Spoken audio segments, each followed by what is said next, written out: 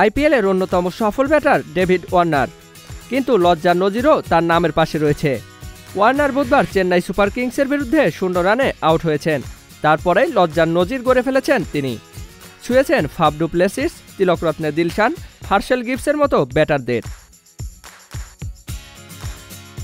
Chennai super কিংসের বিরুদ্ধে প্রথম ওভারেই আউট হন ওয়ার্নার। দীপক চাহারের দ্বিতীয় বলে স্কোয়ার কাট করতে গিয়েছিলেন তিনি। বলে ব্যাটে ঠিকঠাক হয়নি। পয়েন্টে দাঁড়ানো আজিঙ্কা রাহানে ওয়ার্নারের ক্যাচটি ধরেন। 0 রানে ফেরেন অস্ট্রেলিয়ার ক্রিকেটার। টি-20 ক্রিকেটে 353টি ম্যাচ খেলেছেন ওয়ার্নার। এ নিয়ে 23টি ম্যাচে 0 রান করলেন তিনি।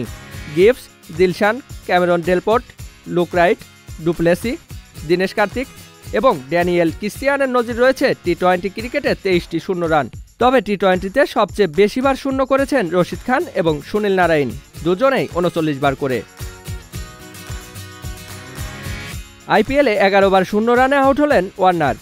এই প্রতিযোগিতায় খেলা বিদেশি ক্রিকেটারদের মধ্যে সুনীল নারাইন 15 বার, গ্লেন ম্যাক্সওয়েল 14 বার এবং রশিদ খান 12 বারের বেশি শূন্য রয়েছে। তবে ওয়ার্নারের ভালো নজিরও রয়েছে। তিনি আইপিএলের 3য় সর্বোচ্চ রান সংগ্রাহক। বিরাট কোহলি এবং শিখর ধাওয়ানের পরেই রয়েছেন তিনি।